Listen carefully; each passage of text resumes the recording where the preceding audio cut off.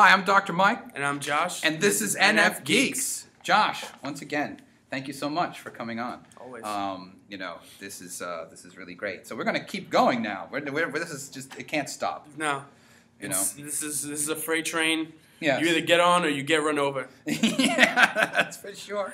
So you before we started this video, you said something about how this is coming out. Right. I want you to mention that because this is important. This is why I think these videos are true. Is because this specific set. This specific set of videos is true because sometimes, I mean, this doesn't happen all the time, but sometimes Michael will ask me a question and I have to kind of reach for my answer or something like that. But in doing these videos, everything that I'm saying is coming out naturally. It's coming out very easy, as if I'm just talking about speaking in tongues, maybe. Speaking in tongues. You know, I mean, what more? Go ahead. You guys want more than this? Are you not entertained? Is this not enough for you? No. Do we have to put him on a cross? So do we have to nail him down, and then you'll start getting it? No, but it's true. It's as if I'm talking about, you know, what I did yesterday or something. It's that easy for me to draw from, and you know that has to do with, you know, NF consciousness. Yeah, running absolutely. through time. Yes, through me and Jesus. That's right, and on all other ENFJs too. We're going to get to that hopefully in a few moments. So I want to there was a few points I wanted to get to that we didn't get to in the last video, and that is I want to talk about the way Jesus is as he relates to others, and I want you to connect to it. Now, ENFJs are known to be, you know, very inspiring. For example, you know, Jesus obviously inspired, minimally, he inspired 12 guys and Mary Magdalene. Okay, so, you know, 13, you know, whatever. How do you find yourself inspiring? Yeah, I think so. I mean, others finding you inspiring. I don't mean inspiring to yourself. Right. I think so. I mean, I don't think that. I mean, clearly, I haven't done anything large scale, but I think I'm someone that when I speak, I'm one of those people that when I speak, people listen. You know, when. Yeah, that's true because that happened in class. Right. Yeah. People, I didn't even think of that. People were always drawn to when I raised my hand and when I gave my thoughts. People always. It wasn't like we're listening out of obligation. They wanted to hear what I had to say. Right. You know, so I think that is relative, and also how I kind of, you know, people want to hear what I have to say, but also what I'm saying, the way I'm saying it, you know, because you can say something that's important, or you can say something that even people want to hear, but if you say it in a way that isn't appealing, the message isn't going to get across the way you want it to or the way you need it to. And I have a way of saying things with a certain, you know, a certain charisma, a certain swagger of how I say things. Yeah, a certain amount of force. Assertiveness. Yeah, it always sounded like force. It's very different because, you know, as you know, my style is more, you know, song and dance. You know, I put on a good show. Yeah. You know, but so people are paying attention. It's not so much that people listen to me, is that they're paying attention because but people actually listen. Yeah, you're forced to listen because it's so strong. Everyone gets quiet. Yeah. You know. Yeah. You know, I'm fun to look at. It's not the same, right? Wouldn't you agree? That's not the same thing between us. You know. You're like the monkey on the bicycle. I'm the lion. Yeah, I am Hey, I like being the monkey on the bicycle. There's nothing wrong with that. Nothing wrong with that. Yeah. Hey. We're both sideshows. That's right. Exactly. All right. So next is you know, talking about that inspiring, and that another one is gratitude, showing gratefulness to things and having a sense of gratitude about stuff. And so before I talked about Jesus, what does that mean to you to sort of be thankful and grateful? Well. Maybe the religious part of me. I'm always thankful. I always pray in the mornings and in the night, and I pray. I say a grace.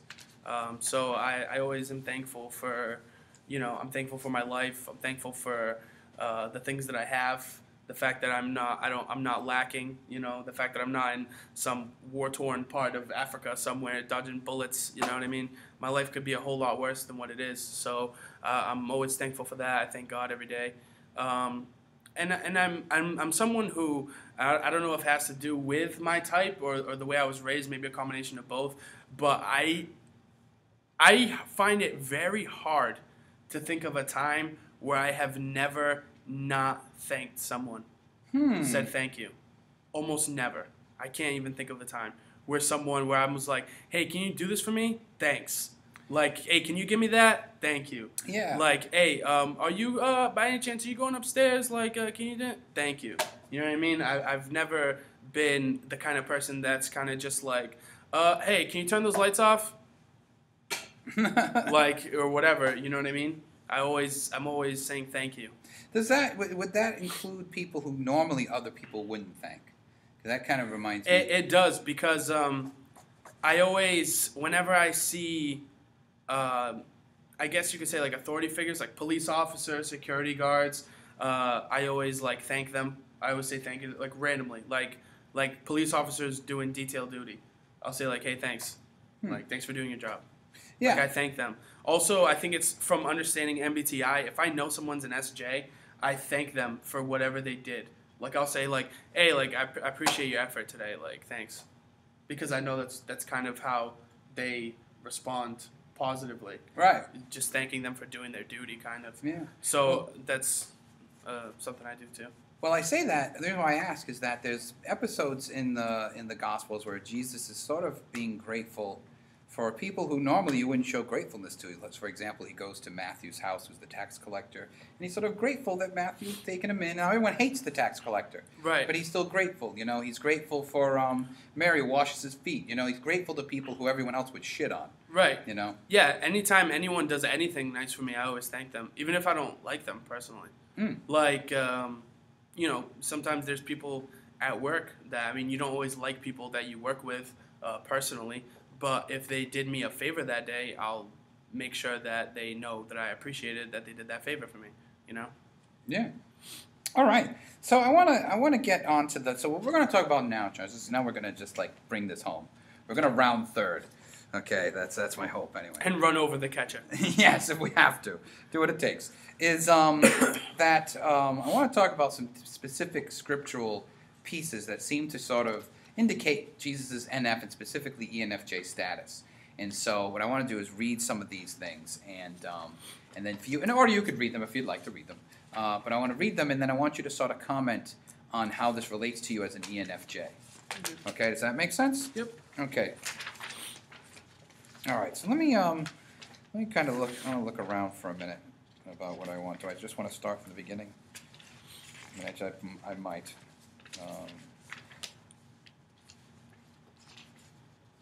All right, so for example, this is what I mean. This is okay. I tried to pick parables and things that were said by him, and one of the things. All right, first I should say that I'm reading from excerpts from the Good News Bible. Okay, that's the version that this is from. This is a Bible that I received by my Jesuit education.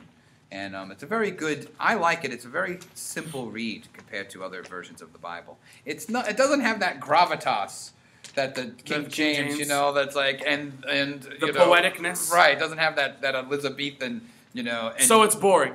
Yeah, well, it's easy to read, but like it doesn't have that, and Jebediah went to the mountain and said, thy Lord. It's not like that.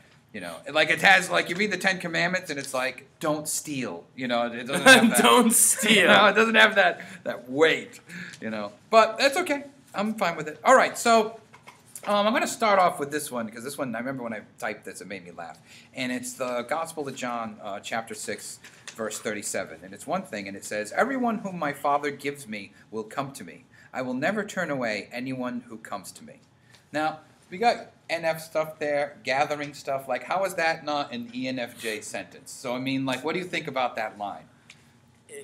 I see it as ENFJ because of when he says, "I will never." The part was saying, "I will never turn anyone away." Well, that's true.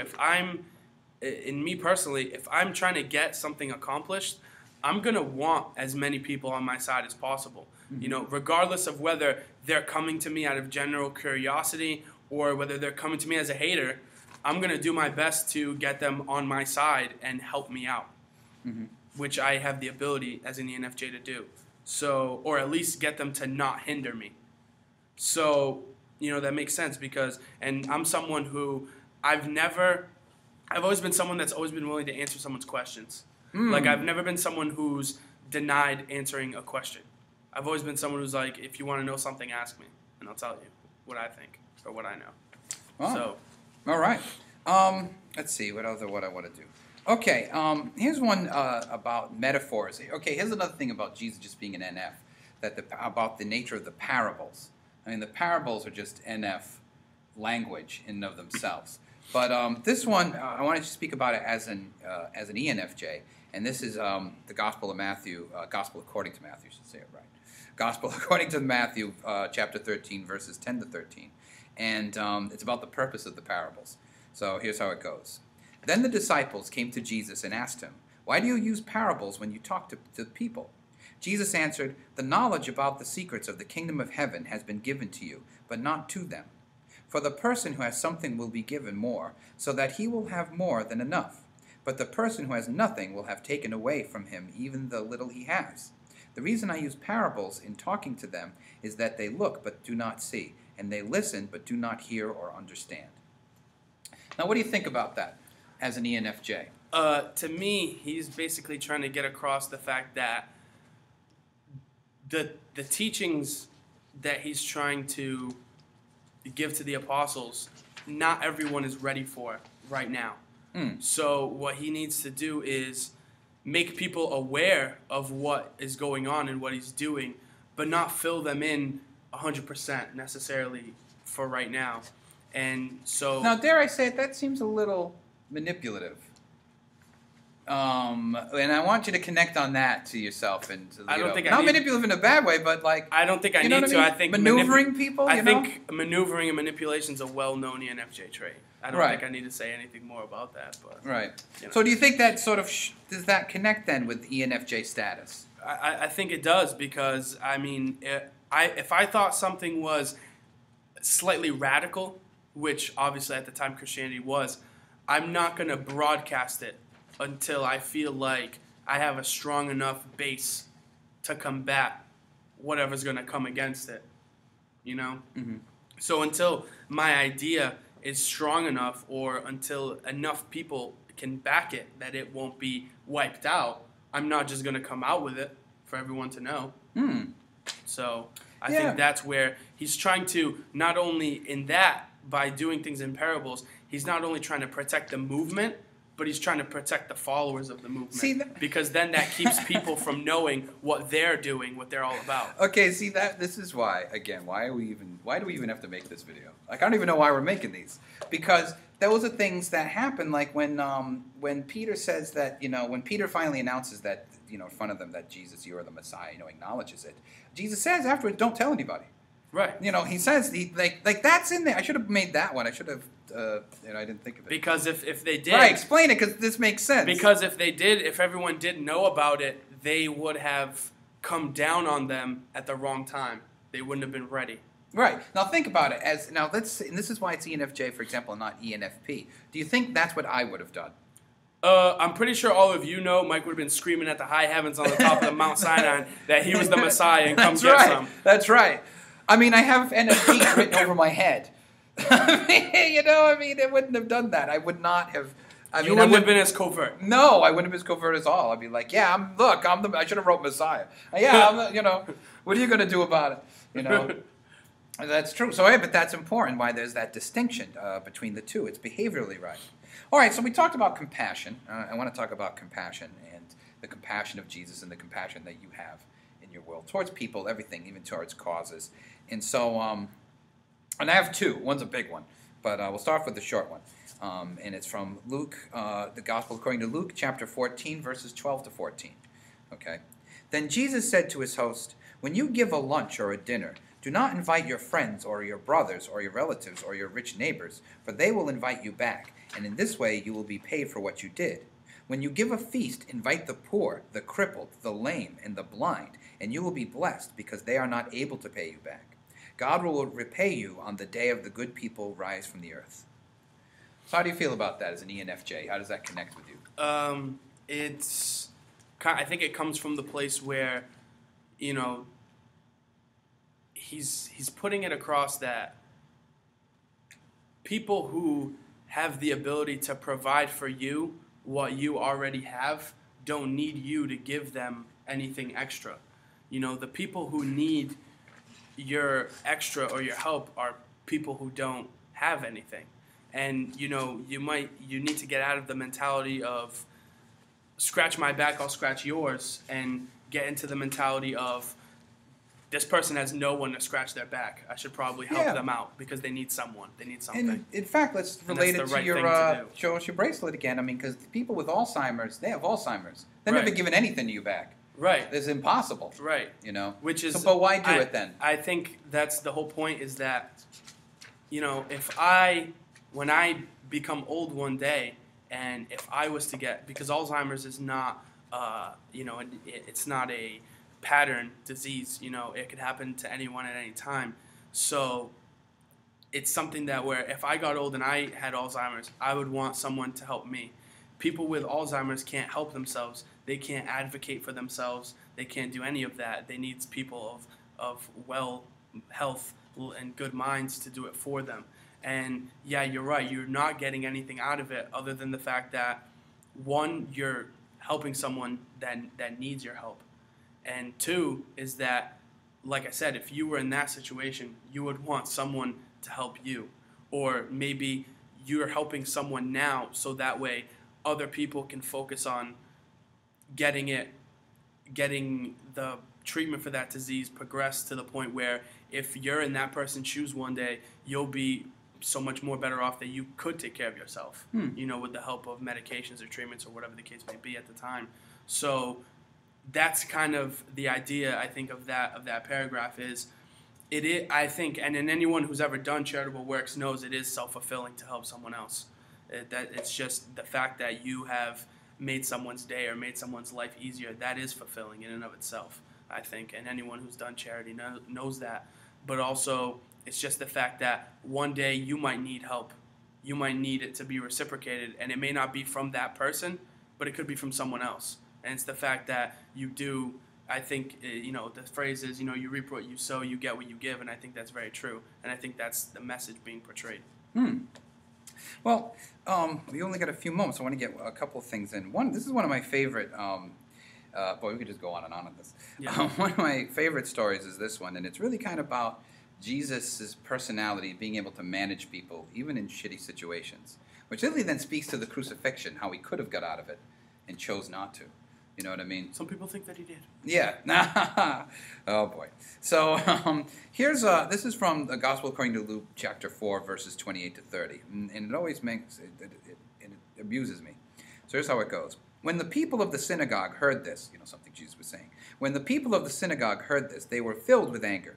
They rose up, dragged Jesus out of town, and took him to the top of a hill on which their town was built.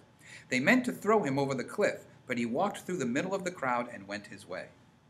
Which means that they dragged him up. They were pissy about whatever he did. They dragged him up to a little cliff, a mountain or whatever. They were going to either push him off or force him off. And somehow he just walked right in the middle of them. Nothing happened. And he got, you know, sort of, you know, got out of this. And so I want you to know, how does that feel ENFJ to you? It's probably the thing that is most ENFJ about Jesus in the fact Really? The most? The most. Okay, let's hear this. Because I think ENFJ have an extremely good ability at keeping calm under pressure. Compared to the other NFs. Yeah. Yeah. But, I mean, just in general, I think we're very good at keeping calm under pressure, keeping focused. We're very clutch. And I think when we're in that mindset that we're not going to be disturbed, you know, that we have our composure and, you know, we're not going to be shaken, you know, we're not easy to move, literally. He wasn't movable. He moved them. And I think that's probably one of the biggest ENFJ traits that Jesus has, is his ability to remain composed at all times and impose his will, do what he wants to do, and not what everyone else wants him to do. All right. Well, Josh, I want to finish up with 1 minute. We're out of time. So much we've done. But I wanted to kind of, again, I want to reiterate, I don't know, what more do we need to do another video? Because, you know, I don't know how much more we have to do, especially since, and I want you to sort of, I don't know, feel praise here, is that, you know, I mean, I actually brought an ENFJ on to talk about how these things connect. and then connect it to his life, which he just did for an hour. I mean, I don't know what more I would need to do here. What are your final thoughts, Josh? I mean, I don't think any more can be done. I mean, right, unless they want unless everyone wants to have like a final battle, you want to meet on a cliff somewhere with weapons. To which he will walk through. Which I will create a force field. And I will walk through your weapons and then obliterate you with a wave of water or something. I mean, really, do we have to reenact the crucifixion? What do we have to do? All right, let's talk about. I want to give 1 minute about the crucifixion. In the show, the Bible, the guy who plays Jesus, he was Portuguese. Just no, saying. Really? Yeah. I didn't know that. The History Channel series, the guy who plays Jesus, Portuguese. Oh. Just saying. That's wonderful. Not a big deal, but kind of a big deal. Yeah, have some pride, Josh. It's happening. Yes. Oh, it's happening. See? It's happening. It's happening. I don't know how many people. That's another thing. It's happening. And Jesus knew it was happening. It was happening then. It's happening now. Yes. It's been happening. Because I know we're a little over the time I wanted, but I do want to talk about the crucifixion, actually, just before we go. And that is that, you know, would you do that? And what would it take for you to do that? Because we got to assume he could have got out of it, but didn't. What would have to happen to you as an ENFJ to make that happen? For me to be willing to make a sacrifice, I think it would be just because he knew that by doing that his mission would be completed. Like there wasn't so much of a risk. There was, if I execute this plan as it's been handed down to me, I can accomplish my ultimate goal. You know, this may not be the way I want to go about doing it. This may not be what's best for me, but it's what's best for everyone else. And it's what's going to accomplish my end game. And I think if it was something like that, like if someone said, you know, we could cure Alzheimer's if we had like a live brain. We need your brain. For whatever the case may be, I'd do it. You know, I am an organ donor, you know. Really? So, yeah. So, I mean, it's something like that. I think if it was the case where I knew my plan would work 100%, then for whatever the cause was that I was passionate about, I would make that sacrifice, that leap. All right. All right. So now any last words you want to give? No.